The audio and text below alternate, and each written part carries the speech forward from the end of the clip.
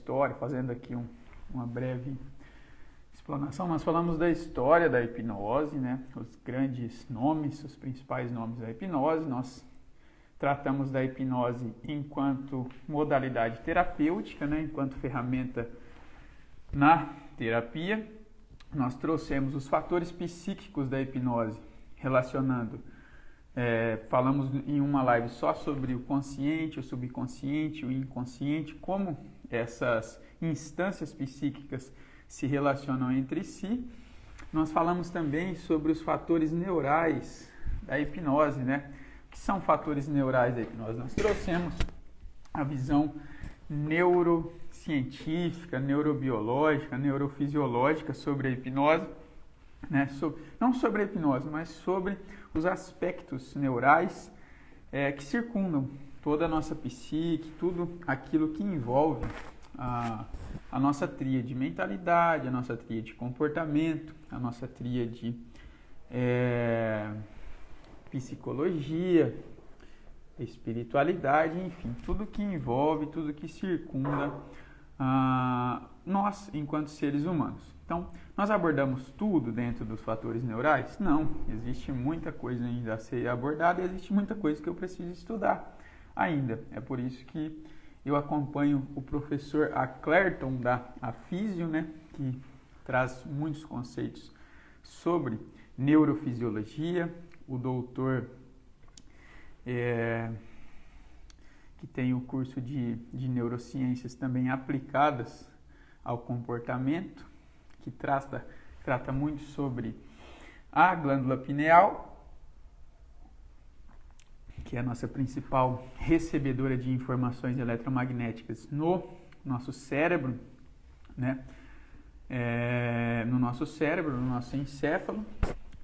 E nós falamos sobre a questão dos 3 cérebros, né? A visão sobre a realidade e o nosso modo de se comportar, como a nossa mente é ativada, como nós ativamos as nossas instâncias de acordo com a teoria dos 3 cérebros, né? O cérebro reptiliano, que é o cérebro instintivo, onde é a sede dos nossos instintos, dos nossos comportamentos instintivos, o cérebro límbico, que é a sede das nossas emoções, que onde se encontram os impulsos dos significados, né, das nossas emoções, e o nosso neocórtex, que é essa camada mais externa, onde se encontram então as ativações das nossas respostas objetivas, das nossas reflexões, né, onde nós chamamos de centro da razão, porque nós conseguimos, a partir do nosso estado racional, tomar decisões que estimulam essas áreas, que são as áreas corticais, que são as áreas mais externas do nosso cérebro. Então, nós falamos sobre tudo isso na live passada e hoje, sempre correlacionando com as terapias, né? Para que a gente entenda o que se passa dentro de uma terapia, como que essa terapia atua sobre nós, como a nossa psique funciona, como nós funcionamos interna e externamente, como nós refletimos o nosso funcionamento interno nos nossos comportamentos, que comportamentos ao se repetirem se tornam hábitos, né? Então são os hábitos que nos fazem enquanto pessoas externas, enquanto manifestações sociais. Então são os nossos hábitos que dizem quem nós somos, como os resultados se apresentam para nós, quais resultados nós temos na nossa vida diária. Se eu tenho o hábito de acordar todo dia cedo, de tomar café, né, de me alimentar de uma forma mais saudável, os meus resultados na vida tendem a ser de uma pessoa com uma saúde melhor, né, com um corpo físico melhor. Já se eu tenho o hábito de comer alimentos com valor energético alto, mas com baixo valor nutricional, por exemplo, né?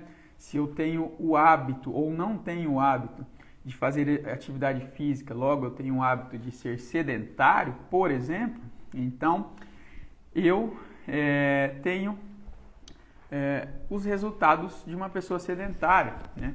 Uma maior fraqueza física, talvez um maior acúmulo de gordura corporal, talvez um maior enfraquecimento dos órgãos internos, enfim.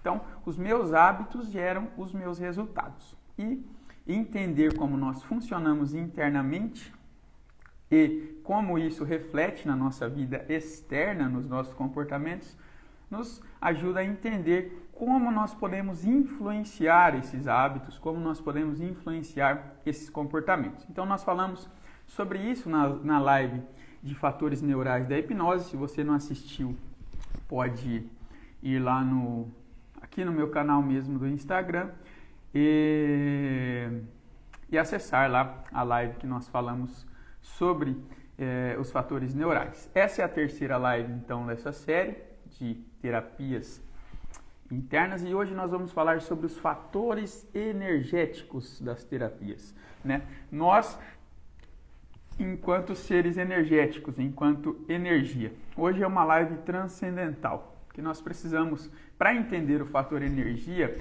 transcender o biológico, transcender o corpo físico, transcender a visão mecanicista sobre a vida. Não se pode falar de energia olhando-se de baixo para cima. Nós temos que dissociar, ter uma visão dissociada da realidade. O que é uma visão dissociada? É dar um passo para trás e para cima. Sabe, eu sempre uso essa analogia.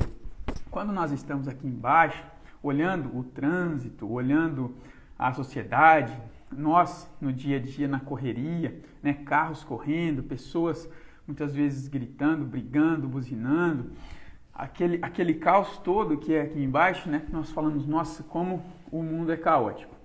Então você, num belo dia, se você tiver sorte ou se você conseguir, você consegue comprar uma passagem aérea, né? Então você vai fazer uma viagem de avião.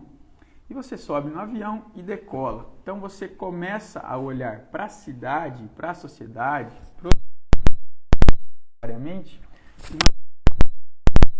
para baixo. Você olha lá de cima e você não nota esse caos todo. Você começa a perceber que todo aquele caos transformou-se em praticamente nada, transformou-se em silêncio. Você olha a imensidão, a vastidão que é o nosso planeta. Você vê o tamanhozinho da cidade, né? Com a base de comparação com o território. Você vê o quão pequena é aquela cidade, o quão pequeno é aquele bairro, o quão pequena é aquela rua que você trafega todos os dias.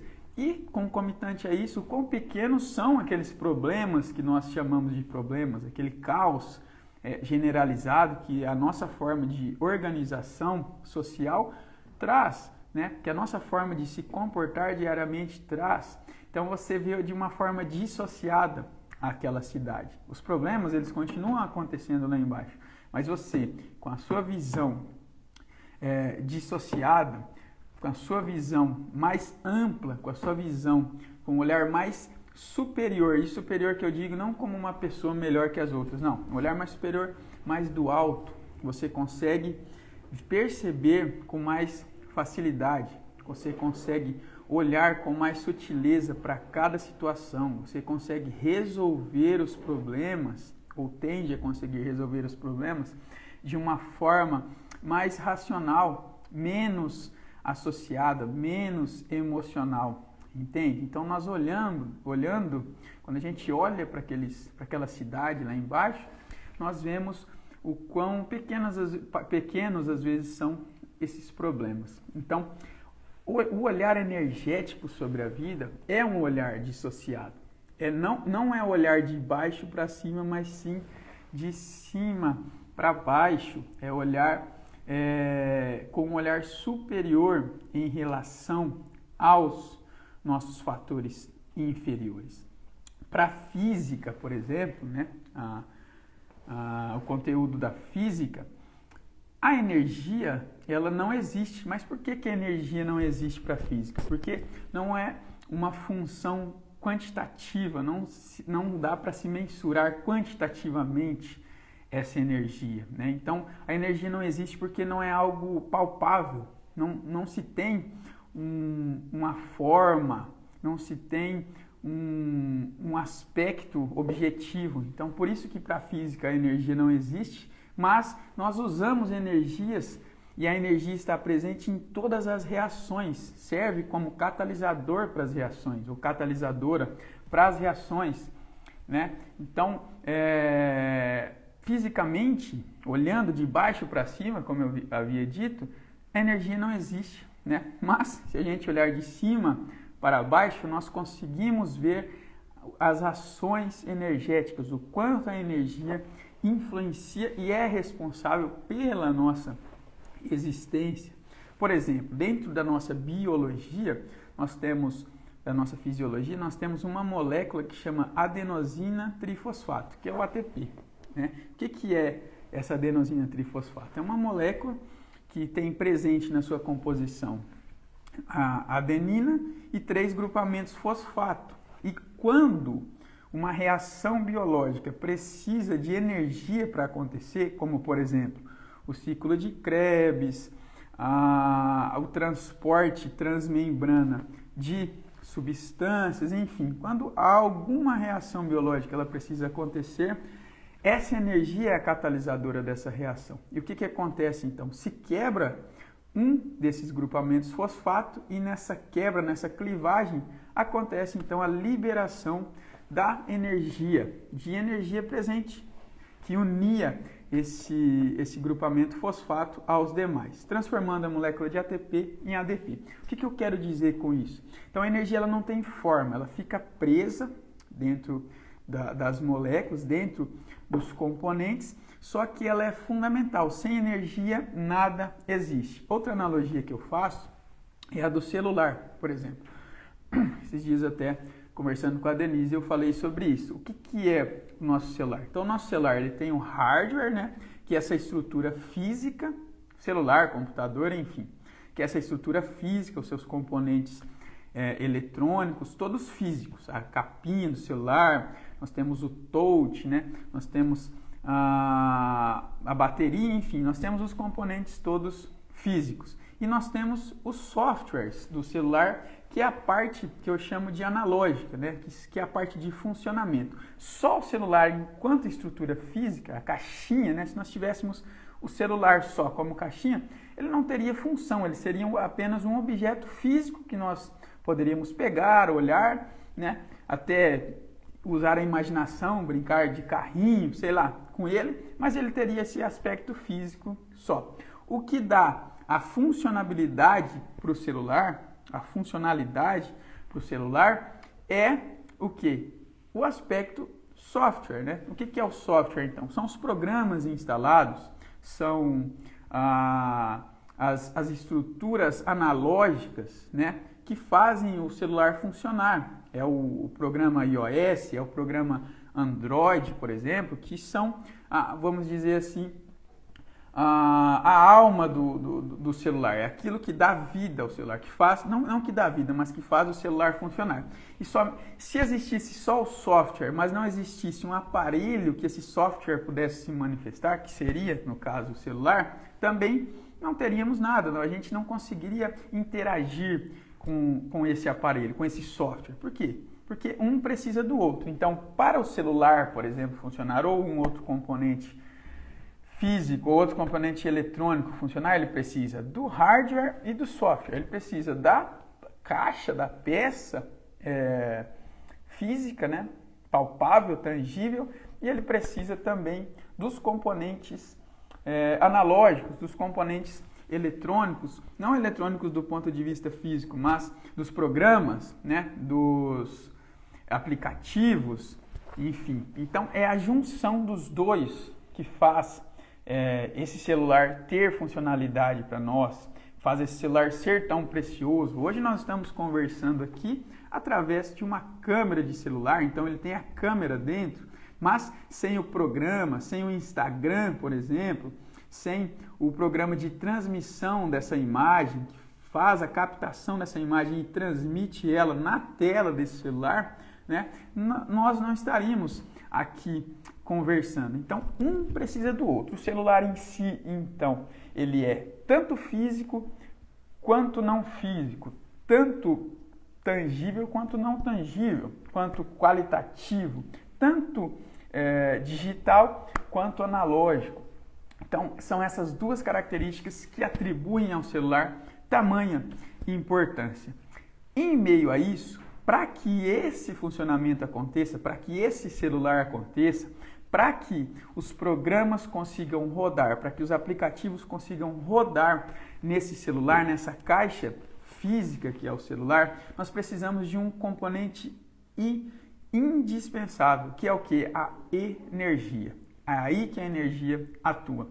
Você pode ter os seus softwares instalados no seu celular, no seu computador, você pode ter a caixa, o celular, o computador, mas se não tiver energia, ele não funciona. Então nós colocamos o nosso celular na tomada e absorvemos energia para que ele funcione. De onde vem essa energia? É energia elétrica, é a corrente de elétrons, os elétrons passando dentro dos fios elétricos, chegando até a nossa tomada e sendo transferidos para dentro do celular. Então, essa energia é fundamental para que esses componentes funcionem.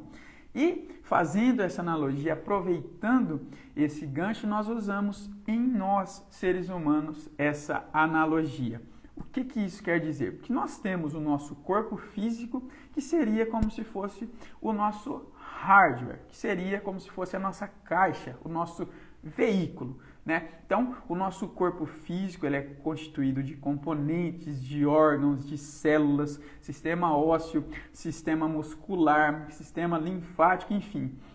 Nós temos bactérias dentro de nós temos um universo de situações físicas, um universo de componentes físicos, né, que são tangíveis, palpáveis, acontecendo o tempo inteiro em nós. Né? E nós temos, por exemplo, a transmissão de impulso elétrico, nós temos a nossa mente funcionando, a nossa mente de forma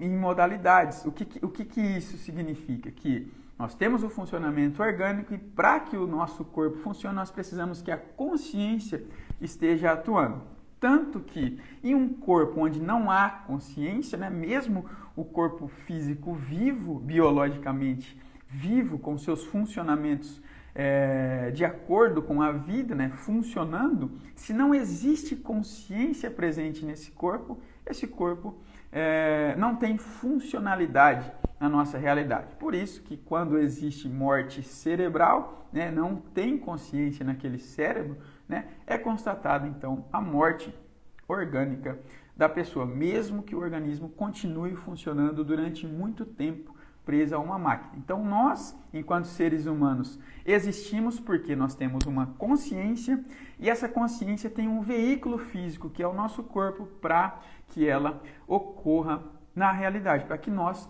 possamos interagir com a realidade. Então esses seriam o nosso software e o nosso hardware, o nosso corpo físico sendo o hardware e a nossa mente, a nossa consciência, na verdade, sendo o software. E a mente é um braço dessa consciência. É através da mente que nós conseguimos projetar imagens, ter sonhos, ter intuições, pensar no futuro, pensar no passado, pensar nas nossas ações, desenhar mentalmente as situações, sentir e dar significados mentais para as nossas experiências de sabor, de tato, de olfato, experiências visuais, experiências auditivas, conseguimos correlacionar, conseguimos desenvolver linguagem, por exemplo, para que a gente possa falar, conseguimos identificar que essa imagem que está aparecendo aí nesse quadradinho pequeno é a minha imagem, e daí vem a sapiência, né?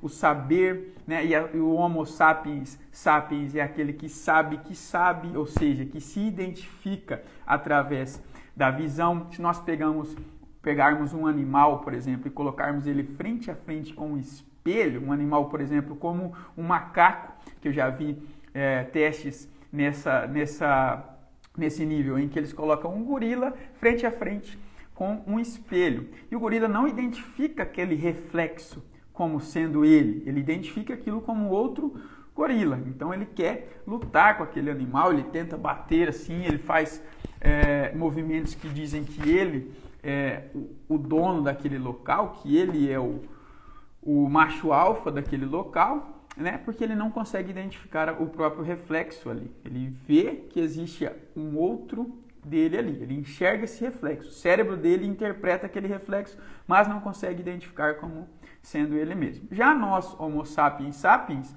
nós nos vemos no espelho e sabemos que somos nós. Aquele ali sou eu, né? Aquele ali é o meu corpo físico, aquele ali é o veículo que eu estou usando. É por isso que nós dizemos que nós somos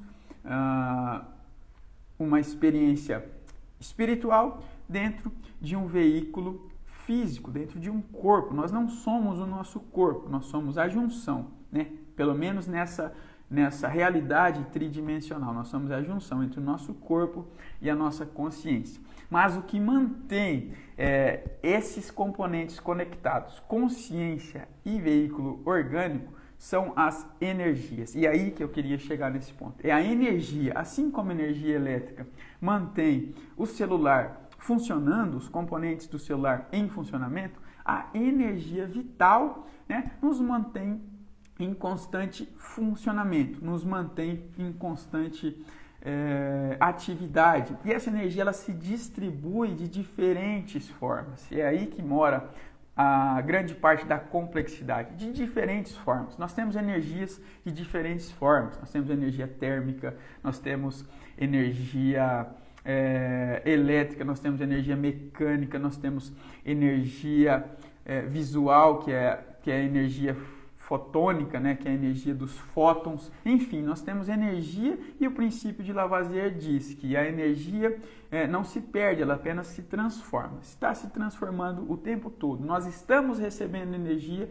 e enviando energia. Nós trocamos energia com o meio o tempo inteiro. Tá? E é nesse ponto que eu queria dizer. Então, nós, além de consciência e além de corpo, nós somos seres energéticos. Tá? E o espírito, aquilo que nós chamamos de espírito, de alma, ele estaria presente nesses três componentes, estaria conectado a esses três componentes, lembrando que nós precisamos, para entender esse raciocínio, ter uma visão mais altiva, ter uma visão mais superior em relação à vida. Nós precisamos nos dissociar de nós mesmos, nos dissociar da realidade tangível, percebendo que não existe só realidade mensurável e tangível, existe todo um universo de realidades acontecendo. A física hoje já admite a existência de inúmeras dimensões,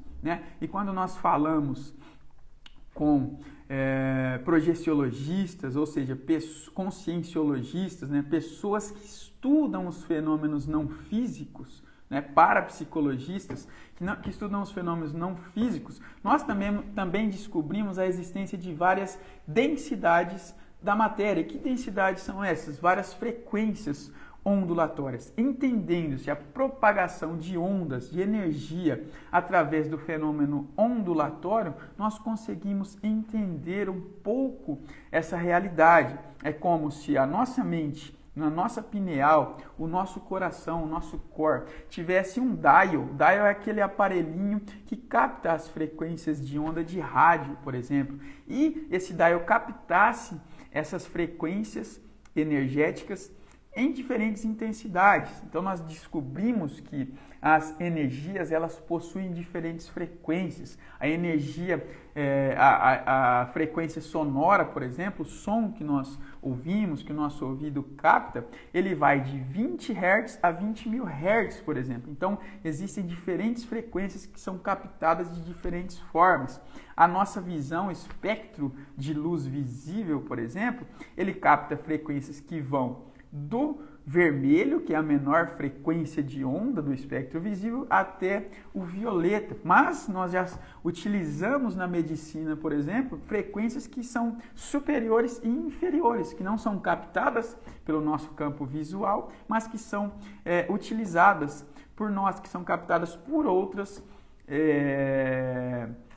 aparelhos que conseguem fazer essa decodificação, que é o que? O raio-x, as micro-ondas, que são ondas que acontecem dentro do nosso aparelho de micro-ondas, mas a gente não enxerga. Nós temos o raio ultravioleta, que é dos raios emitidos pelo Sol, por exemplo, e nós não enxergamos esse raio ultravioleta, né, porque o nosso espectro visível não é feito para captar, não é possível captar essa frequência, e nós temos aí diferentes frequências interagindo conosco. Nós temos, por exemplo, o próprio Wi-Fi, né? A energia, a frequência de internet que nós usamos sem fio, que é uma frequência também ondulatória que os nossos aparelhos captam essa frequência, decodificam e nós utilizamos a nosso favor, mesmo que nós não vemos, né, essas ondas sendo transferidas. Então, diante disso, eu quero trazer que nós temos muitas formas de energia que nós interagimos, mas que nós não percebemos.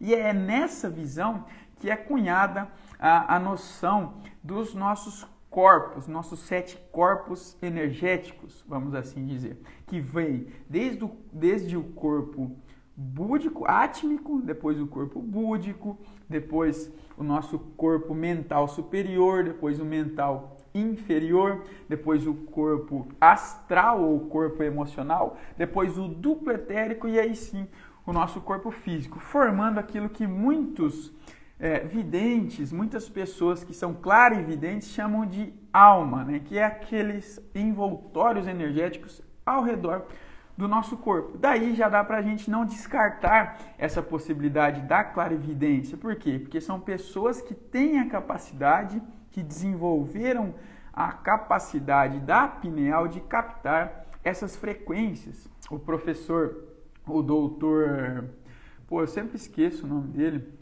Sérgio, deixa eu lembrar, é um cara que eu assisto todos os dias e eu sempre que vou falar embolo o nome dele. Uniespírito.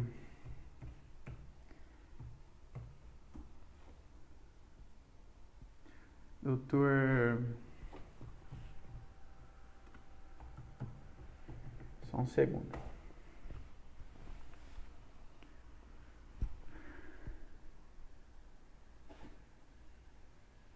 Deixa eu ver. Sérgio Felipe. Vai ser. Lembrei agora. Então, o doutor Sérgio Felipe, que é professor de neurociências também e é o maior estudioso do mundo, Sérgio Felipe de Oliveira. Desculpa, doutor Sérgio, eu te admiro muito, gosto muito do trabalho do senhor. Sei que o senhor não vai assistir essa live aqui, mas eu peço desculpas, porque eu sempre confundo. Eu sempre vou falar Sérgio, sempre vou falar Felipe, aí eu esqueço que é Sérgio Felipe. Enfim, então, o doutor Sérgio Felipe ele é o principal estudioso sobre a glândula pineal. A glândula pineal é uma glândula que nós temos no meio do nosso cérebro. E é uma glândula que até então a medicina relacionava apenas né, com fatores de sono e vigília, né, com os nossos funcionamentos, os nossos ciclos circadianos internos. Então, o que essa glândula ela faria? Ela regularia a liberação de melatonina, que é o principal hormônio presente no nosso sono, né? Que estimula, então,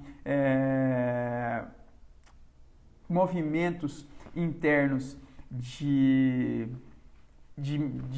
homeostase, por exemplo, liberação de testosterona, de ressíntese durante a noite, para que o nosso corpo reequilibre a homeostase, recarregue, vamos dizer assim, as nossas baterias orgânicas durante a noite, durante o sono. Por isso que se diz que é imprescindível dormir pelo menos 8 horas por noite, entrando em ciclos de sono profundo. E eu já falei sobre o sono, falei sobre os ciclos de sono, falei sobre as frequências eletroencefalográficas emitidas durante o nosso sono, os estados de aprofundamento do sono, sono profundo, sono REM, sono não REM, que emitem ondas teta, delta, alfa e beta, né, que nós vamos falar depois, posteriormente, quando entrarmos no assunto específico da hipnose.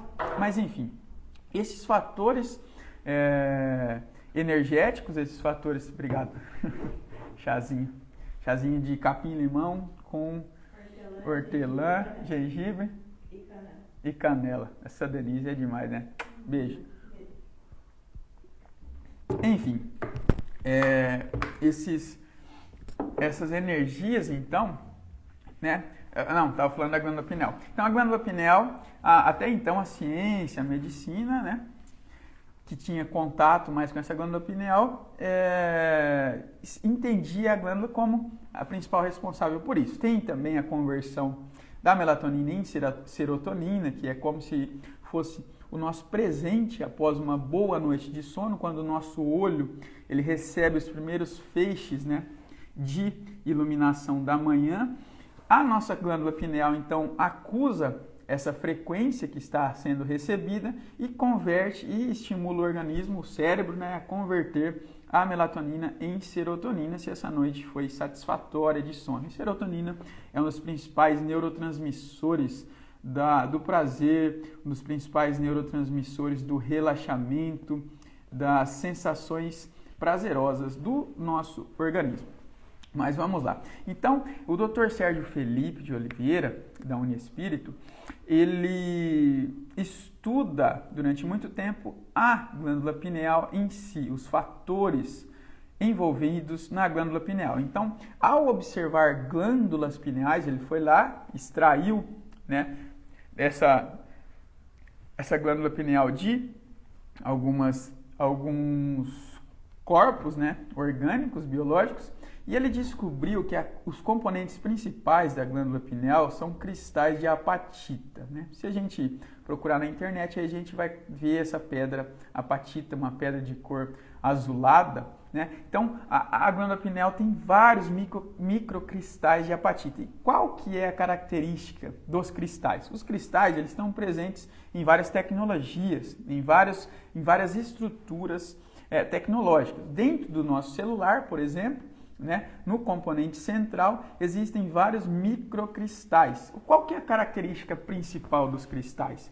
É a absorção, a transmutação energética. Ele absorve muita energia com uma capacidade maior do que os outros componentes orgânicos, né? Por isso que se diz que tomar banho de sal grosso, por exemplo, retira as energias negativas. Então nós temos características energéticas de energias positivas, energias que nos elevam, e energias negativas que nos sugam, que nos levam para baixo. Freud, ao estudar a psicanálise, por exemplo, ele deu duas características energéticas principais para a nossa psique, que são as pulsões, a pulsão de vida e a pulsão de morte. Então a pulsão de vida seria um impulso energético para o ambiente externo, para a vida, né, que nos impulsiona a realizar, a buscar coisas, a nos manifestar. E nós temos a pulsão de morte, que é o impulso energético para dentro, contra o próprio indivíduo, contra o próprio ego, nos trazendo então para dentro, internamente, buscando nos afastar do mundo externo e trazendo essa energia para o interior, e daí com isso absorvendo essa energia, e daí nós não temos então impulso, nós não temos então força energética para nos externalizar, para nos manifestarmos externamente. Então essa é a visão principal psicanalítica, vamos dizer assim, sobre a questão energética. Eu trouxe aqui só para a gente recordar. Então, a energia ela está presente em todas as esferas da nossa vida. Falando novamente da pineal, a pineal com essa característica de cristais, ela seria o principal captador energético. E ela captaria energias eletromagnéticas que não são captáveis pelos nossos olhos, pelo nosso espectro visual, nem pelos nossos ouvidos, né? Nem pelo nosso tato, nem pelo nosso olfato. Ou seja, ela teria esse caráter de captação dessas informações e de decodificação, de interpretação, à medida que nós vamos desenvolvendo essa glândula. O nosso cérebro é como qualquer outro músculo do nosso corpo. As partes que nós estimulamos, elas vão se desenvolvendo, as partes que nós não estimulamos, elas vão se atrofiando. Então, a glândula pineal teria esse caráter. Se nós estudarmos um pouquinho o Antigo Egito, por exemplo, nós vemos figuras desenhadas nas paredes das pirâmides, dos templos egípcios, né, do Antigo Egito, a era de Akenaton, de Cleópatra, que já é mais recente, mas Akenaton, Nefertiti, a era de Tutancâmon, enfim, essa era do Antigo Egito, nós vemos lá nas paredes, né, nos hieróglifos, presentes imagens que nos remetem a essa noção da glândula pineal, essa noção da abertura, daquilo que nós chamamos de sonhos lúcidos ou de viagem astral, que muitos projeciologistas, projeção astral, que seria o quê? A nossa consciência dissociada do nosso corpo físico. Então tem lá a imagem de uma, se vocês procurarem aí, vocês vão encontrar a imagem de uma águia, se eu não me engano, com uma lanterna nos seus pés, nas suas patas, né? Apontando então com um feixe de luz para uma pessoa que está dormindo. Então essa prática parecia ser comum no Antigo Egito, onde as pessoas se fechavam dentro das pirâmides para praticar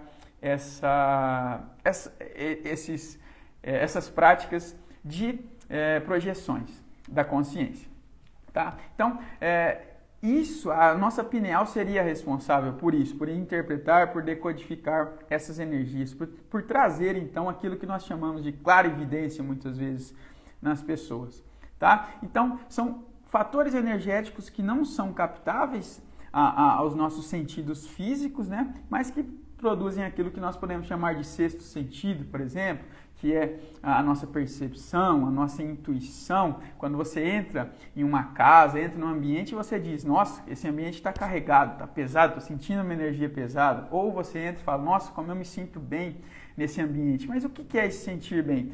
A neurociência atual diz que é a nossa interpretação, uma somatória de interpretação visual, sinestésica, olfativa, auditiva, que nos traz uma sensação, é correlacionado com experiências, com arquétipos, com figuras internas que nós temos, com representações internas que nós temos de ambientes positivos. Mas, se nós pararmos e analisarmos do ponto de vista dissociado, que é esse ponto de vista mais superior, nós entendemos que existem outros fatores presentes também na interpretação do bem-estar, né? A neurociência diz que nós, em 3 milésimos de segundo, nós já conseguimos identificar se nós gostamos ou não de uma pessoa, dadas as características, mas existem outros fatores energéticos que também estão presentes nessa interpretação e que nós não chegamos ainda à percepção disso por conta justamente dos nossos sentidos, dos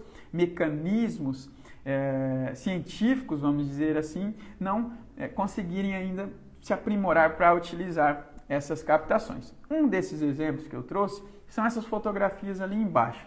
Elas são chamadas de fotografias Kirlian, tá? O que são essas fotografias Kirlian? Então a gente vê ali uma espécie de dedo, né, como se fosse o polegar, ali a parte da digital. Nós vemos folhas ali, nós vemos os pés, nós vemos as mãos com um grande círculo no centro dessas mãos e nós temos ali a outra impressão das mãos. O que essas fotos representariam? Então, representariam as energias sendo liberadas. Algumas pessoas dizem que a liberação de energia térmica, né? Então, essas máquinas elas são ajustadas para captar essas frequências de energias térmicas, que é o calor emitido por esses componentes, mas nós já conseguimos ver que existem energias ali que são liberadas por nós, pelas nossas componentes, né? E que nós não conseguimos enxergar. Então, pensando do ponto de vista energético, quando nós entramos em algum local, quando nós interagimos com alguém, com alguma pessoa, e nós percebemos, nossa, essa pessoa ou esse local tem tem uma energia pesada, ou esse local tem uma energia mais leve, que me deixa mais à vontade. Provavelmente, esse fator energético, esse campo energético está também em constante interação com a energia dessas pessoas. E isso os projeciologistas nos dizem, né? Que os projeciologistas são pessoas que têm clara evidência, que conseguem enxergar claramente com a sua glândula pineal e perceber, captar essas energias de um ponto de vista mais visual, vamos dizer assim. Então, na figura da esquerda ali seria esse nosso campo áurico, né? Esse nosso campo energético composto pelos 7 corpos que eu falei, o corpo átmico, o corpo búdico, o corpo mental superior, mental inferior, o corpo astral ou emocional e o nosso corpo duplo etérico e o corpo físico. Então, seriam essas as estruturas.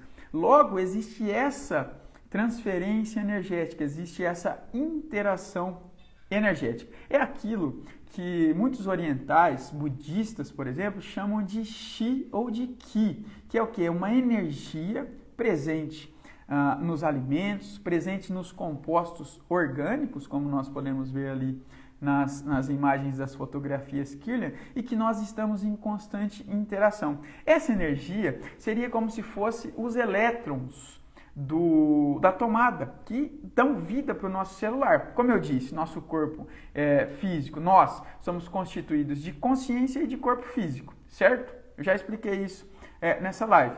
E o que mantém o nosso corpo em funcionamento seriam essas energias. Assim como o que mantém o celular funcionando, tanto a caixa quanto o software, os programas, os aplicativos, é a energia elétrica que nós absorvemos da tomada, por exemplo. Então, essa energia seria a energia que mantém esses componentes ativos. E, logo, essa energia que nós não percebemos, que é o Chi, que é o Ki, que é o Prana, que é a energia que o Nikola Tesla, que foi o grande estudioso de energias do nosso tempo, né? Ele chamava de energia do vácuo, né? Energia de campo zero. Um grande psiquiatra também, Wilhelm Reich, que escreveu o livro O Poder do Orgasmo, que apesar do nome parecer um pouco forte, mas trata principalmente dessa questão energética, das nossas energias internas, que escreveu A Psicopatologia do Câncer, que escreveu o livro sobre energia orgânica. Ele também chegou à conclusão, à observação a olho nu, de tanto estudar, né, e através da microscopia eletrônica, que os componentes orgânicos eles têm uma energia azulada ao seu redor. Lembrando que o Wilhelm Reich, ele parecia assim um cético em relação à questão espiritual, em relação à questão energética e etc. Então, ele desenvolveu os seus últimos anos de pesquisa todos voltados para a energia. Ele começou estudando a psicologia, a psique, a psicanálise e foi se aprofundando até ele chegar nesses campos energéticos que ele chamou de energia orgânica, que seria esses faixos, né, energéticos de cor azul ao redor das estruturas. Ele observava que quando a hemoglobina, por exemplo, que é o principal transportador de oxigênio na nossa corrente sanguínea, ele observava que quando a hemoglobina ela estava azulada, o transporte de oxigênio era muito mais efetivo.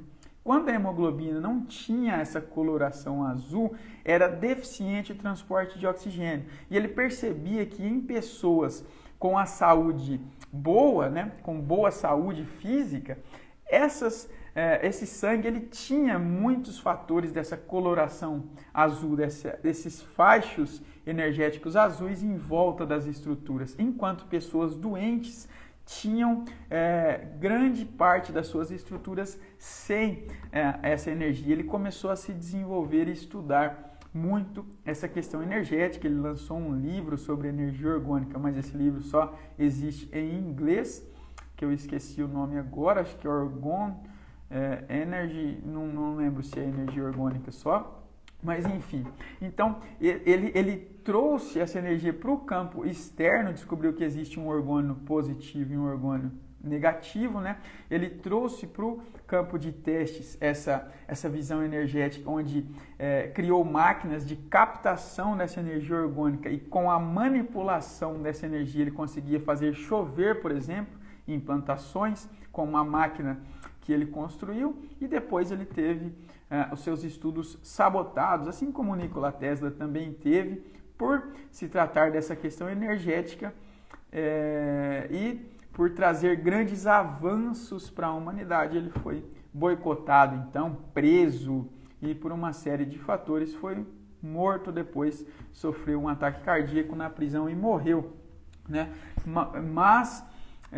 E as suas obras foram todas queimadas e algumas poucas ou partes dela ainda restam hoje e foram republicadas. As pessoas que estudaram com ele construiu uma câmara, por exemplo, que chama câmara de orgônio, que é uma câmara onde ela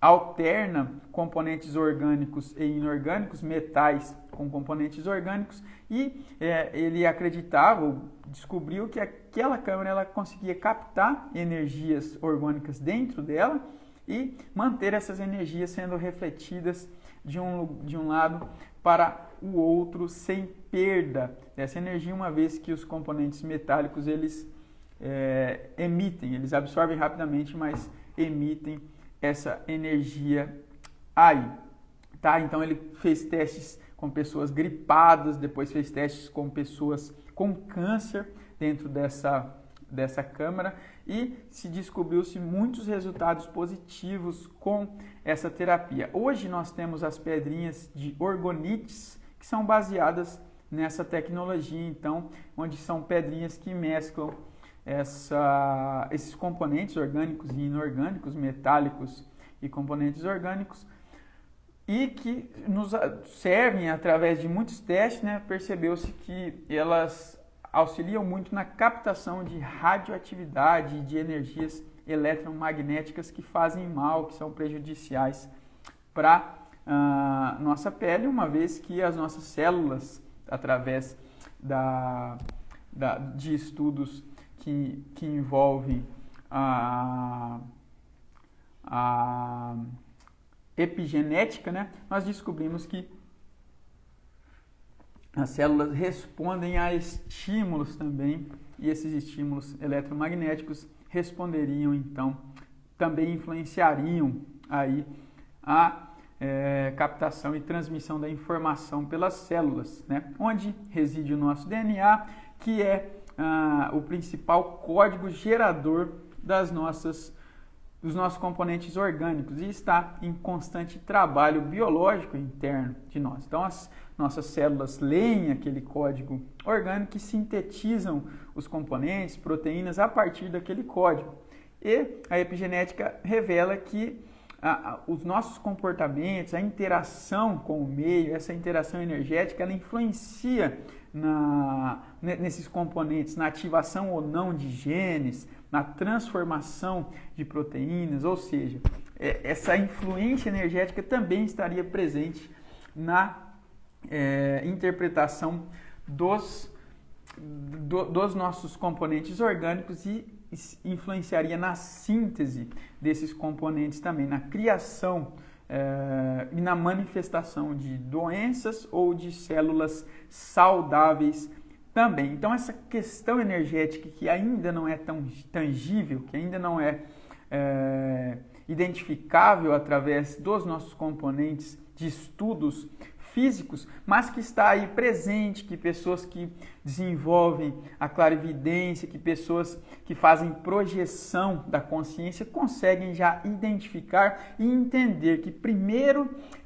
se observa uma má formação energética nesse campo energético, nesse corpo energético, e depois essa manifestação, essa má formação se manifesta nos nossos órgãos, ou seja, a nossa energia vital, as nossas energias vitais, e os pranas são diferentes energias que são captados aí pelos nossos chakras, né, que são os vórtices de energia que nós temos espalhados pelo nosso corpo.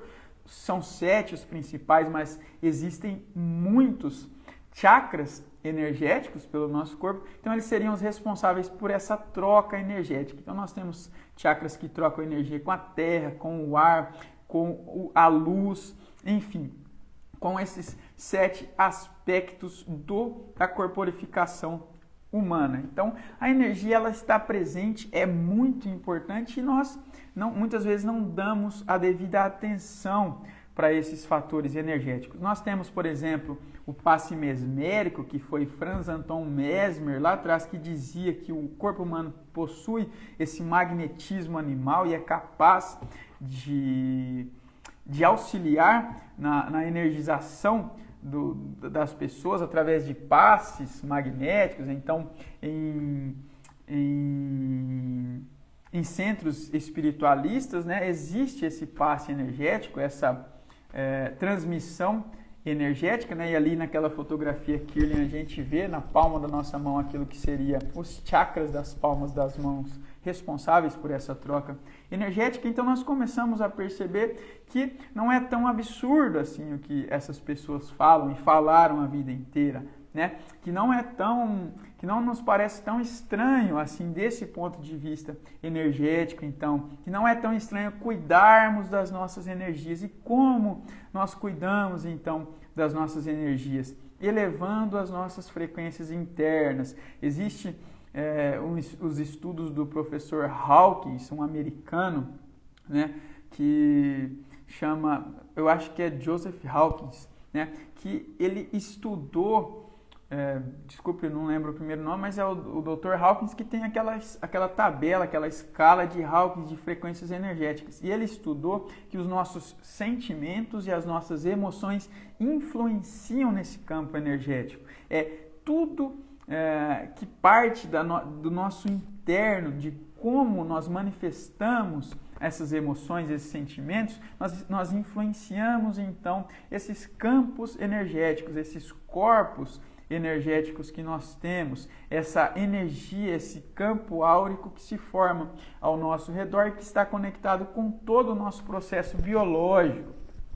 Ele estudou então que essa transmissão ela aconteceria através dos microtúbulos, que são estruturas pequenininhas, presentes dentro dos axônios dos neurônios, por exemplo, presente dentro do citoesqueleto da célula, né? Dentro da estruturas da membrana celular, enfim. Então esse componente, essas energias seriam transmitidas através deles. Por isso que existem terapias como os meridianos, por exemplo, que são a acupuntura, reflexologia do pé, enfim, várias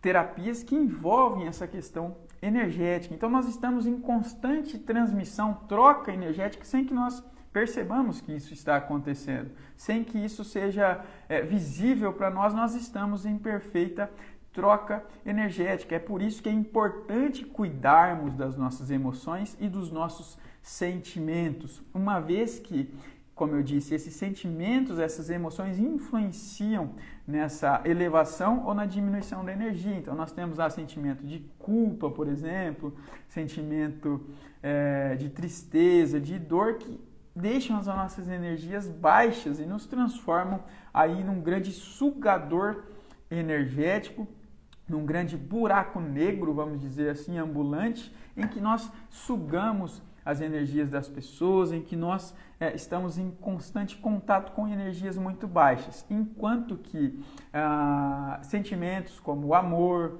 como a espiritualidade elevada, a alegria, a positividade, enfim, essas emoções, esses sentimentos interagindo elevariam as nossas frequências para dimensões muito altas, tornando-nos então assim como um grande transmissor energético. E cuidar dessas energias é importante para a nossa saúde biológica, uma vez que eu já disse aqui, né, que os nossos órgãos, nossos funcionamentos biológicos estão em constante contato e são influenciados e influenciam então também essas energias.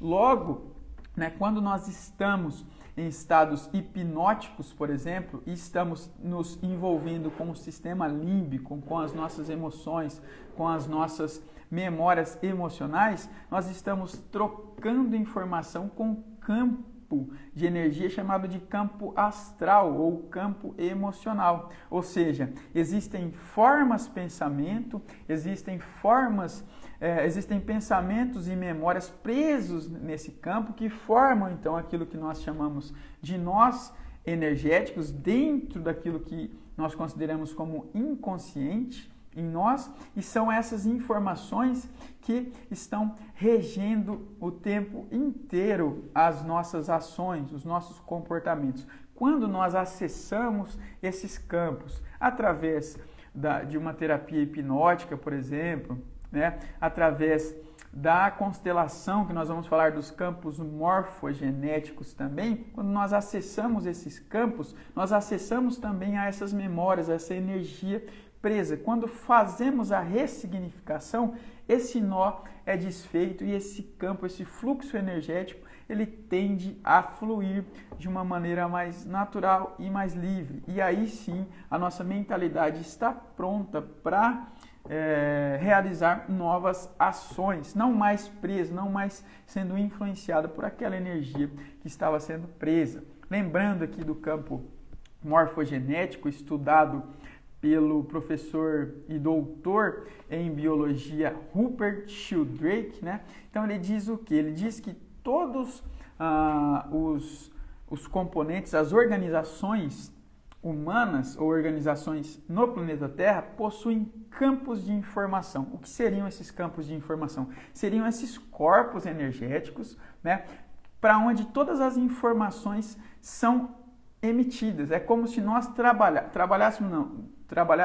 como se nós vivêssemos para transmitir informações para esses campos. É como se nós, e o professor Dr. Jung estudou essa concepção do inconsciente coletivo, é como se dentro dos grupos existissem inúmeros inconscientes coletivos e todas as informações aprendidas, trocadas, sensações são transmitidas então para esses campos. Então nós temos o nosso campo pessoal e nós temos o campo coletivo. E todas as estruturas que existem na nossa realidade têm também contato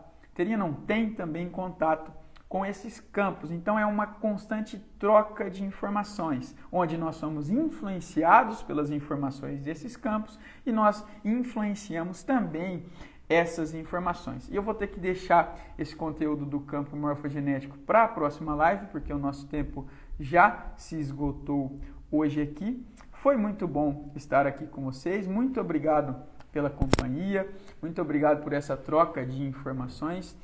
Como eu disse, é sempre muito bom trazer informações, trazer esses raciocínios. Fique então com esse conteúdo. Nós traremos mais conteúdos na próxima live. Lembre-se sempre, assuma o controle. Muito obrigado, até o próximo. Tchau, tchau.